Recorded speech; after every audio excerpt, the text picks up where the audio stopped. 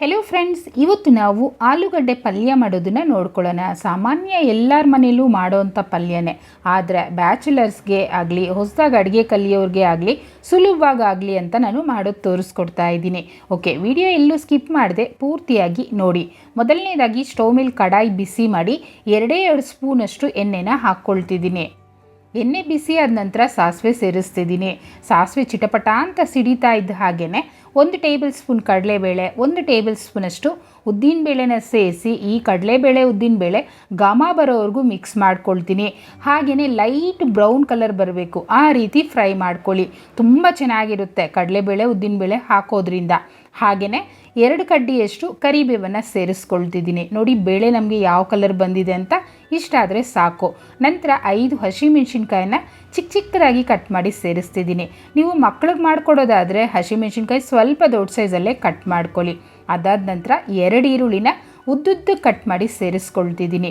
ಈರುಳ್ಳಿನೂ ಅಷ್ಟೇ ಈ ರೀತಿ ಉದ್ದಕ್ಕೆ ಕಟ್ ಮಾಡಿಕೊಂಡ್ರೆ ಆಲೂಗಡ್ಡೆ ಪಲ್ಯದಲ್ಲಿ ಅಲ್ಲೂ ಸೆಂಟ್ರಿಗೆ ಬಾಯಿಗೆ ತಗುಲ್ತಾ ಇದ್ದರೆ ತುಂಬ ಚೆನ್ನಾಗಿರುತ್ತೆ. ಅರ್ಧ ಇಂಚಷ್ಟು ಶುಂಠಿನ ತುರಿದು ಸೇರಿಸ್ತಾ ಇದ್ದೀನಿ. ಬೆಳ್ಳುಳ್ಳಿ ಬೇಕಾಗೋದಿಲ್ಲ, ಬರೀ ಶುಂಠಿ ಹಾಕ್ಕೊಂಡ್ರೆ ಸಾಕಾಗುತ್ತೆ. ಶುಂಠಿ ಹಾಕೋದ್ರಿಂದ ಆಲೂಗಡ್ಡೆ ವಾಯು ಆಗುತ್ತಲ್ವ, ಅದನ್ನು ಪೂರ್ತಿಯಾಗಿ ಹೊಡೆದಾಕುತ್ತೆ. ನೋಡಿದ್ರಲ್ಲ, ಈರುಳ್ಳಿ ಈ ರೀತಿ ಫ್ರೈ ಆಯಿತು. ಈಗ ಇದರಲ್ಲಿ ಚಿಟಿಕೆಯಷ್ಟು ಅರಿಶಿನ ಹಾಕ್ಕೊಳ್ತೀನಿ. ಹಾಗೆಯೇ ರುಚಿಗೆ ತಕ್ಕಷ್ಟು ಉಪ್ಪನ್ನು ಸೇರಿಸ್ಕೊಳ್ತಾ ಇದ್ದೀನಿ. ಉಪ್ಪು ನೋಡ್ಕೊಂಡು ಹಾಕ್ಕೊಳ್ಳಿ, ಸಾಕಾಗಲಿಲ್ಲ ಅಂದರೆ ಮತ್ತೆ ಸೇರಿಸ್ಕೊಳ್ಬೋದು. ಇದನ್ನು ಅಷ್ಟೇ ಒಂದ್ಸಲ ನೀಟಾಗಿ ಮಿಕ್ಸ್ ಮಾಡಿ ಇದರಲ್ಲಿ ಸ್ವಲ್ಪ ನೀರನ್ನು ಹಾಕ್ತೀನಿ ನಾನು. ನಿಮಗೆ ಬೇಡ ಅಂದರೆ ತೊಂದರೆ ಇಲ್ಲ, ನೀರು ಹಾಕೋಕ್ಕೆ ಹೋಗಬೇಡಿ.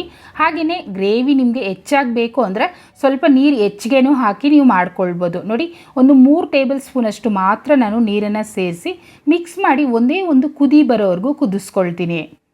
ಇದು ಕುದೀತಾ ಇರಲಿ. ಅಷ್ಟರಲ್ಲಿ 400 ಗ್ರಾಮಷ್ಟು ಆಲೂಗಡ್ಡೆನ ಬೇಯಿಸಿ ಸಿಪ್ಪೆ ತೆಗೆದಿಟ್ಟಿದ್ದೀನಿ.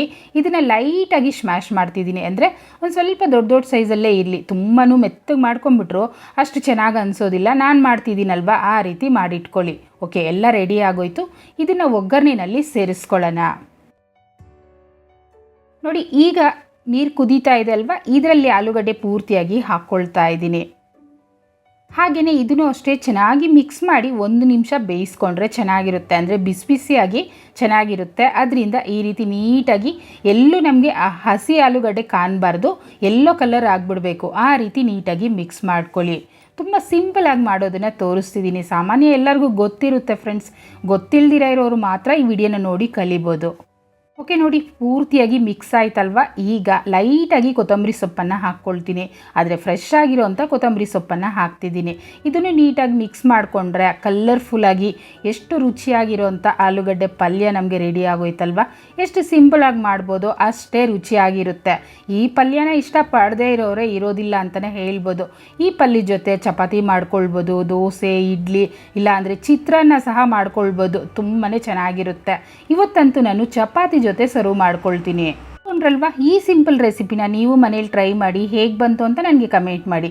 ಮತ್ತು ಲೈಕ್ ಮಾಡಿ, ಶೇರ್ ಮಾಡಿ. ಚಾನಲ್ನ ಸಬ್ಸ್ಕ್ರೈಬ್ ಮಾಡಲಿಲ್ಲ ಅಂದರೆ ಮೊದಲನೇದಾಗಿ ಸಬ್ಸ್ಕ್ರೈಬ್ ಮಾಡ್ಕೊಳ್ಳಿ. Thank you.